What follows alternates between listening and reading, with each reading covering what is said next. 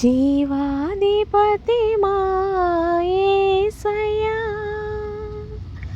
మా మంచి కాపరి, మరణమూరి నుండి తప్పించిన మా రాజు మా యేసయ్యా, జీవాధిపతి మా యేసయ్యా. మన దేవుడు ఎవరండి? జీవము కలిగిన దేవుడు. మరి ఆయనే యుగ యుగములు ఉండువాడు. ఆయన రాజ్యము ఎప్పటికీ కూడా నాశనము కానేరదంట. ఆయన ఆధిపత్యము ఎప్పటి వరకు? తుదముట్టు వరకు ఉండును.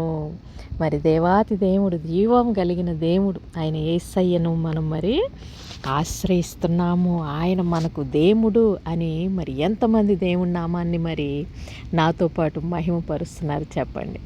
భక్తులారా స్మరించెదము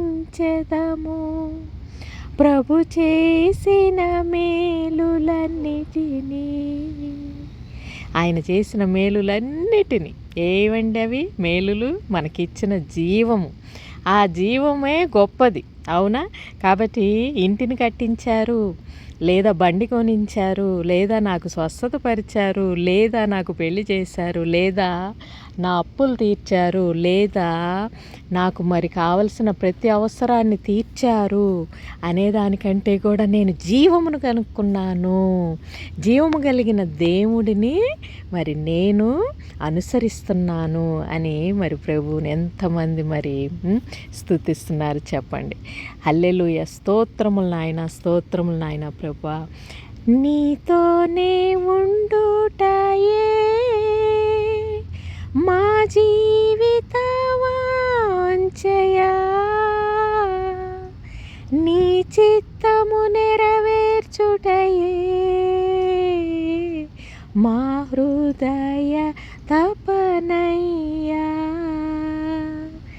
కదండి, ఆయన యొక్క వాంఛ మనలో మరి ఇచ్చిన ఆ పరలోకపు తండ్రిని, తన యొక్క వాంఛ అయిన క్రీస్తు, ఆ క్రీస్తు యొక్క వాంఛగా మనల్ని మార్చిన పరలోకపు తండ్రి మరి సదాకాలము స్తుతింపబడునుగాక.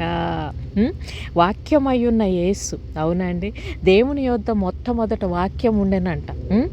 వాక్యమయ్యున్న యేసును మనం మరి జీవముగా తీసుకొని దాన్నే మన యొక్క తలంపుల్లో మరి భద్రపరుచుకున్నాం కదండి. హల్లెలూయా. స్తోత్రములు, స్తోత్రములు. స్తోత్రార్హుడవు, మహిమార్హుడవు, ఘనతార్హుడవు, బహు స్తుతికి పాత్రుడవు. స్తుతులందుకో సింహాసనాసీనుడా,